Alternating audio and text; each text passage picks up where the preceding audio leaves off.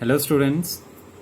In our previous lecture, we have read that the two friends, George and Harris, were doing packing of the eatables in hampers, and Jerome was just wandering around them.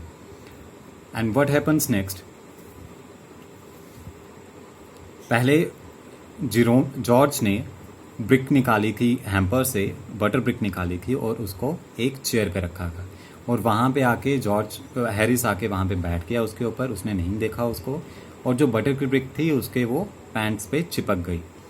उसके बाद क्या बोलते हैं Harris, सो mysterious said Harris. कितनी अजीब सी बात है, mysterious means बहुत अजीब सी, रहस्यमय जैसे। Then George got round at the back of Harris and saw it.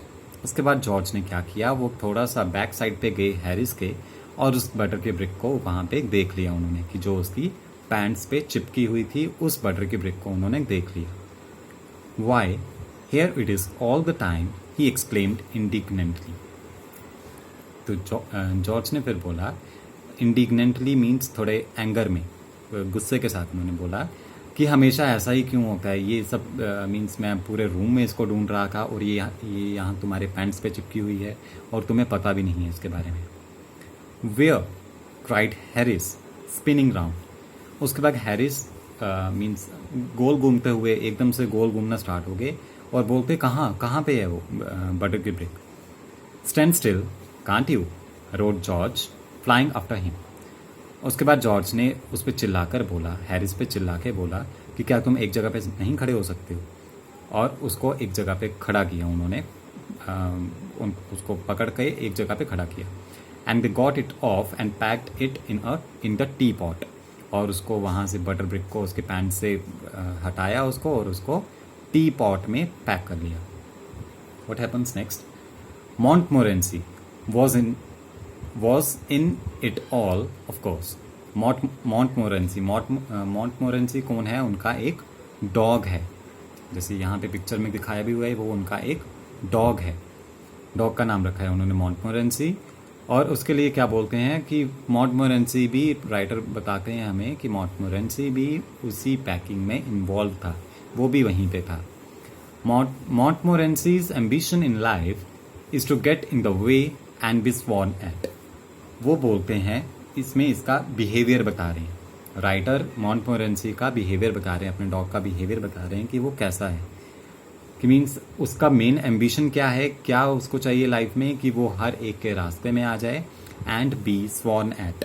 Sworn at means किसी के सामने उसको स्कॉल्ड करना मीन्स उसको डांटना, मना करना किसी के बारे में, उसको टोकना बार बार। यही उसका एम्बिशन है कि वो हर एक के रास्ते में आए और सबसे डांट खाए। If he can squirm in anywhere where he particularly is not wanted and be a perfect nuisance and make people mad and have things thrown at his head, then he feels his day has not been wasted. Squirm means अपनी body को twist करना। अगर वो अपनी body को twist करते हुए कहीं भी घुस सकता है जहाँ उसको ज़रूरत नहीं भी है, उसकी ज़रूरत नहीं भी है, वो वहाँ पे भी घुस जाता है, वहाँ पे न्यूसेंस क्रिएट करता है, लोगों को पागल बनाता है, हर चीज़ उलट पटांग से हरकतें करके लोगों को पागल बनाता है। उसके बाद जब तक उसके सर पे लोग अलग अलग तरह की चीज़ें उठा के ना फेंकें, उसको डांटे नहीं, तब तक उसको ऐसा फील नहीं होता कि मैंने कुछ अच्छा किया है। जब तक उसके सिर पे लोग कुछ चीज़ें ना फेंकें या उसको डांटे ना, तो वो उसको ऐसा लगता है कि ये डांट सुन के और ये चीज़ें अपने सिर पर बजवा कर उसको ऐसा लगता है कि मैंने आज का दिन वेस्ट नहीं किया और उसको खुशी मिलती है इस चीज़ से। ये राइटर ऐसा बता रहे हैं उसके बारे में। To get somebody to stumble over him and curse him steadily for an hour is his highest aim and object, and when he has succeeded in accomplishing this, his conceit becomes quite unbearable. Stumble means रुकावट। जब तक वो किसी के बीच में रुकावट नहीं पैदा करता और उसको means and curse him steadily for an hour, और कोई उसको मीन्स 1 घंटे का लगातार उसको कर्स नहीं दे, उसको डांटे ना, वो उसका सबसे बड़ा एम है। And when he has succeeded in accomplishing this, his conceit becomes quite unbearable. और जब वो ही यहाँ यूज़ किया गया है मॉन्टमोरेंसी के लिए। अदरवाइज एनिमल्स के साथ ही या शी यूज़ नहीं करते, इट यूज़ करते हैं, लेकिन यहाँ पे इस स्टोरी में वो एज अ करेक्टर है, तो यहाँ पे हम उसको ही करके राइटर ने उसको बोला गया है। उसके बाद वो क्या करता है, जब वो इन सब चीज़ों में सक्सेस पा लेता है, तो वो उसका जो कंसीट मीन्स उसका जो घमंड होता है कि प्राउड होता है उसको अपने आप पे, वो बिल्कुल अनबियरेबल होता है, वो बर्दाश्त करने लायक नहीं होता। कि उसको लगता है कि सब मुझे डांटें तो मैंने बहुत अच्छा काम किया है, मैंने बहुत बहादुरी का काम किया है। इससे राइटर को बहुत गुस्सा आता है कि वो सबके साथ ऐसा ही करता है। He came and sat down on things just when they were wanted to be packed, and he labored under the fixed belief that whenever Harris and George reached out their hands for anything, it was his cold, damp nose that they wanted. उसके बाद वो मॉन्टमोरेंसी हर चीज़ पे आके बैठ जाता है, जब भी कोई चीज़ पैक करनी हो वो उस पर आके बैठ जाता है और उसको ख़राब कर देता है। और ऐसा हर बार होता है कि जब भी हैरिस और जॉर्ज कोई भी चीज़ पाने के लिए अपना हाथ बढ़ाते थे, तो उनके हाथ में क्या चीज़ आती थी, उसका कोल्ड मीन्स ठंडा और गीला गीला नोज़ उनके हाथ में आता था। क्योंकि मॉन्टमोरेंसी को ऐसे लगता था कि जब भी वो हाथ बढ़ा रहे हैं तो वो उसकी नोज़ को टच करना चाहते हैं, इसलिए वो अपनी नोज़ हर चीज़ के आगे कर देता था। He put his leg into the jam and he worried the teaspoons and he pretended that the lemons were rat and got into the hamper and killed 3 of them before Harris could land him with the frying pan. उसके बाद उसने क्या किया कि अपनी leg को jam में डाल दिया। He worried the teaspoons.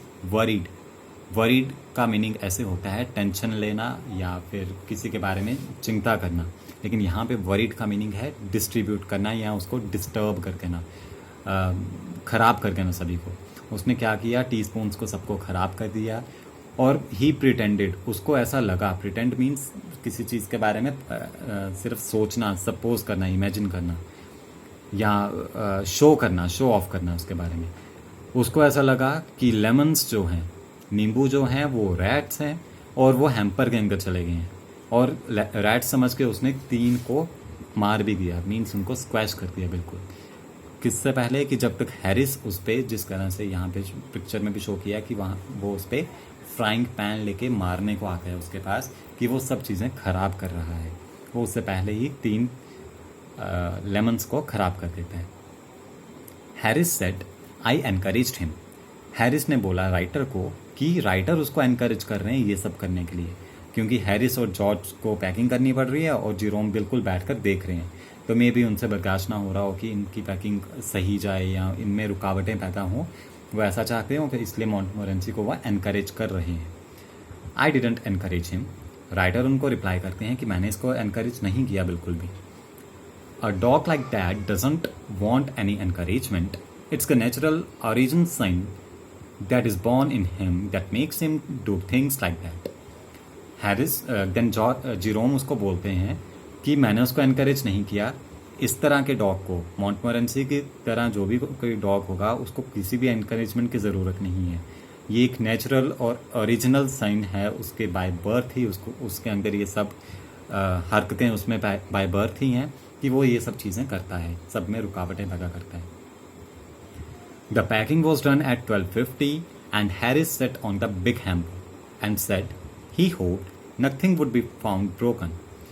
जो पैकिंग थी लास्टली वो पैक हो गई, ख़त्म हुई कब, 12:50 पे।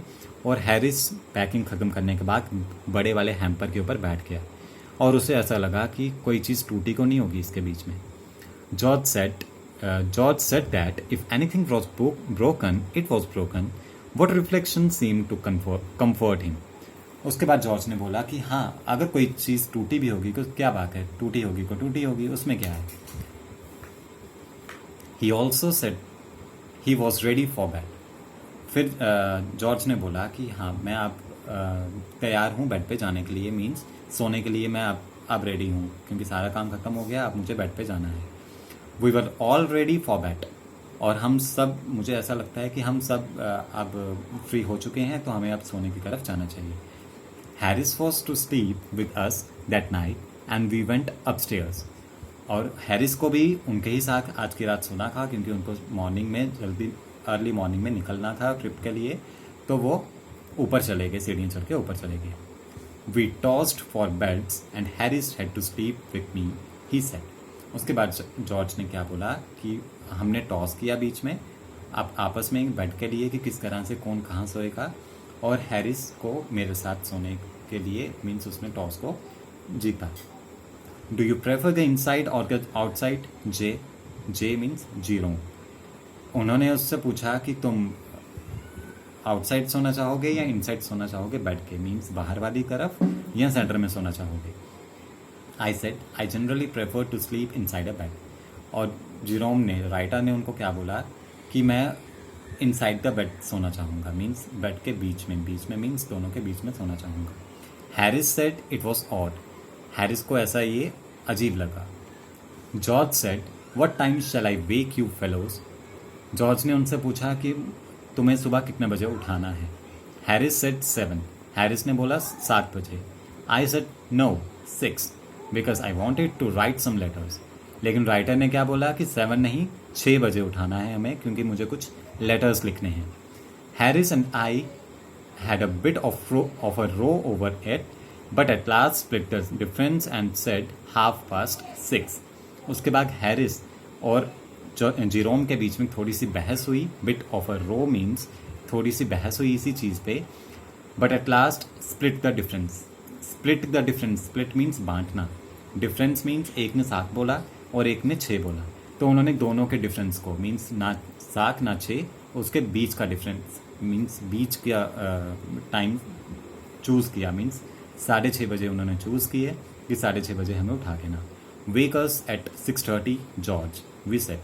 और हैरिस और जीरोम ने क्या बोला जॉर्ज को कि हमें 6:30 बजे उठा देना। George made no answer and we found on going over that he had been asleep for some time. So we placed the bag where he could tumble into it on getting out in the morning and went to bed ourselves. उसके बाद George ने उनका कोई भी answer नहीं किया, और जब उन्होंने देखा जॉर्ज की तरफ तो जॉर्ज क्या था, वो ऑलरेडी सो चुका था, वो सो गया हुआ था। और उन्होंने क्या किया, एक शरारत उनके दिमाग में आई, उन्होंने एक बाथिंग टब उसके पास में रख दिया जॉर्ज के साइड पे उसके बेड के साथ, ताकि वो जैसे ही उठे, टम्बल मीन्स एकदम से गिरना, टू फॉल क्विकली, और जिस पे अपना कंट्रोल भी ना हो सके, कि एकदम से जैसे ही वो मॉर्निंग में उठेगा बेड से तो वो एकदम से इस टब के बीच में गिर जाएगा। और फिर वो दोनों भी सोने के लिए चले गए।